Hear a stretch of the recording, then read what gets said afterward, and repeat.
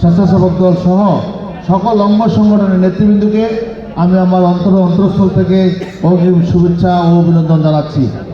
সংগ্রামের সাথী বন্ধুগণ, আজকে আমরা যারা এখানে একত্রিত হয়েছি, আমরা জানি 1999 সালে এই দেশের রাখাল রাজা, আমাদের গণতন্ত্রের প্রবক্তা, আমাদের প্রিয় মুখ এবং সবারই এই দেশকে মুক্তিকামী জনতার সেই অগ্রনায়ক, সেক্টর কমান্ডার, আমাদের স্বাধীনতার ঘোষক প্রয়াত সেই প্রেসিডেন্ট জিয়াউর রহমান 1991 সালে এমনি করে এই কলেজের কিছু সংখ্যক ছাত্রদেরকে নিয়ে এই আমাদের দেশের এই ছাত্রদল একসময় প্রতিষ্ঠিত করেছিলেন।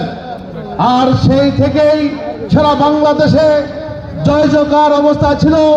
সেই ছাত্রদলের কেন্দ্র করে প্রত্যেকটি বিশ্ববিদ্যালয়, কলেজ থেকে স্কুল পর্যন্ত ছাত্রদলের ভাইয়েরা বাংলাদেশের প্রতিটি ঘরে ঘরে জিয়াউর রহমানের 19 দফা কর্মসূচি তৎকালীন সময়ে প্রচারণার মাধ্যমে ঘরে ঘরে পৌঁছে দিয়েছিলেন।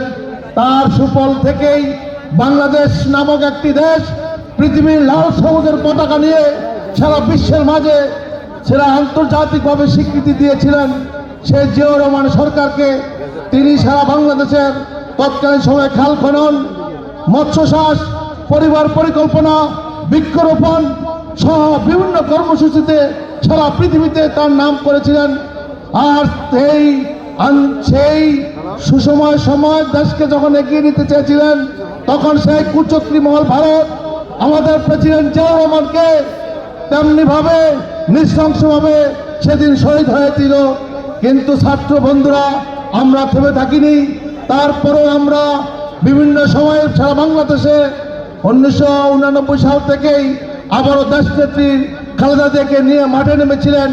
1990 সালে আমরা প্রেসিডেন্ট এরশাদকে, স্বৈরাচার শাসককে পতন ঘটিয়ে 91 সালে দেশনেত্রী বেগম খালেদা জিয়াকে আবার রাষ্ট্রীয় ক্ষমতা অধিষ্ঠিত করেছিলাম। সেই দিন আমি মনে আছে, আমি কচুয়া বঙ্গবন্ধু ডিগ্রি কলেজের 1988 সালের ছাত্র সংসদ নির্বাচনের এজিএস নির্বাচিত হয়েছিলাম। ডাকসুর ভিপি হয়েছিলেন আমাদের আমানুল্লাহ আমান ভাই। তার নেতৃত্বে সে আন্দোলন গড়ে উঠেছিল।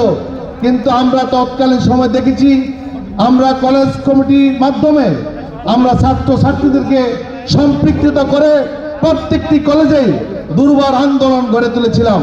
কিন্তু আজকে অত্যন্ত দুঃখের বিষয়, আমরা দীর্ঘ 17 বছর হয়তো রাজনীতি চর্চা করতে পারি নাই বিদায় আমাদের ছাত্রদের সাথে, কলেজের সাথে সেই রকম সম্পৃক্ততা নেই। আমি আশা করব আপনারা যারা কলেজের সাথে, স্কুল কলেজের এবং থানা ছাত্রদলের সাথে নেতৃবৃন্দ আছেন, আপনারা খেয়াল রাখবেন প্রত্যেকটি কলেজে আপনারা যে সকল নেতৃবৃন্দকে পদায়ন করবেন তারা যেন ছাত্র হয়। তখন যদি তারা ছাত্র হয়, তখন ছাত্রছাত্রীদের সাথে সুসম্পর্ক থাকবে। তখন তারা সেই যেন প্রোগ্রাম করতে মনোপুত প্রোগ্রাম হবে, যে রাষ্ট্রনাথ, আমাদের রাষ্ট্রনাথ তারেক রহমানের নির্দেশ, সেই নির্দেশ যদি আমরা ফলো করি, তাহলে প্রকৃত ছাত্র জনতার মাধ্যমে আমাদের দলের বহিঃপ্রকাশ ঘটবে। আজকে আমরা ছাত্র দলের এই কেক কাটতে এসে একটি কথা মনে পড়ে, আজকে আমরা কচুয়ার গণমানুষের যে নেতা, আমাদের প্রিয় নেতা ডক্টর আনমে আসাদুল্লাহ মিলন ভাই, সে 1979 সালে রাষ্ট্রপতি জিয়াউর রহমানের হাত ধরে যে প্রথম ছাত্রদল গঠন করা হয়েছিল, সেই ছাত্রনেতাদের মধ্যে আমাদের প্রিয় নেতা কচুয়ার আমাদের প্রিয় নেতা ডক্টর আনমে আসাদুল্লাহ মিলন ভাই তিনি ছাত্রনেতা ছিলেন। তাই আজকে আমরা গর্ব করে বলতে চাই, আমাদের কচুয়া আগামী 4 জানুয়ারি শাসার হাই স্কুল মাঠে উত্তর কচুয়ার যে বিশাল জনসভা হবে, সেদিনকে আমরা 46 পাউন্ডের একটি কেক কেটে ছাত্রদলের প্রতিষ্ঠা বার্ষিকী পালন করব। আপনারা সবাই যাবেন তো ইনশাআল্লাহ? আপনারা সবাই থাকবেন। আর কচুয়ার মধ্যে আমরা সেই প্রিয় নেতাকে, আমাদের প্রিয় নেত্রী নাজমুন বেবি আপাকে আমন্ত্রণ জানিয়েছি। সেই শাসার জনসভায় আমরা ছাত্রদলকে আবার কচুয়া থানার পুনরাবৃত্তি যেন এই ধরনের ঘটনা না ঘটে, আবার পুনঃশক্তি নিয়ে যেন জন্ম হয়। এই ছাত্রদল যেন কচুয়া উত্তর থেকে দক্ষিণ, পূর্ব থেকে পশ্চিম ছাত্রদল নেতৃত্বে কচুয়াকে এগিয়ে নিয়ে যাব, আজকে হবে আমাদের এই প্রত্যাশা ইনশাআল্লাহ। সংগ্রামী সাথী বন্ধুগণ, আজকে আমাদের ছাত্রদলের নেতৃবৃন্দ এখানে আছেন। কিছুক্ষণের মধ্যে কলেজের পরীক্ষা আরম্ভ হবে বিদায় আমাদের অনেক কথা বলার স্বার্থ কথা বলতে পারিনি।